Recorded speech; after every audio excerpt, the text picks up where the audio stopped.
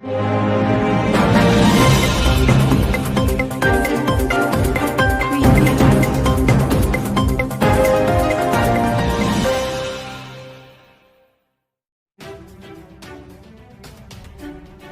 ख़बर नहीं पिया कि मीरपुर माथुलो में जिस्कम तरफ़ां शहीद सरमद सिंधी जे 5वीं वरसी जिस्कम मीडिया सेंटर में मल्हाई वई। तक़रीब में कारकुननि शहीद सरमद सिंधी जे तस्वीरनि आॾो गुल रखी मोमबत्तियूं ॿारे भेटा पेश कई।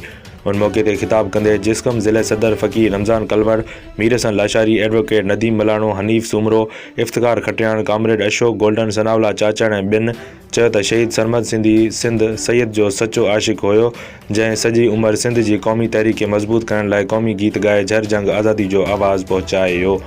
हिननि चयो त साईं GM सैयद शहीद बशीर ख़ान कुरैशी ऐं शहीद सरमद सिंधी जे मिशन खे पाया तकमील ताईं पहुचाइण लाइ क़ौमी तहरीक मैदान अमल में आहे। हिननि चयो त सिंधी क़ौम जे मसइलनि जो हल सिंध जी आज़ादी में आहे। उन करे सिंधी माण्हुनि खे सरमद सिंधी वांगुरु झर जंग वञी सैयद जो पैगाम पहुचाइनि। सईद चांडियो, 90 न्यूज़, मीरपुर माथेलो।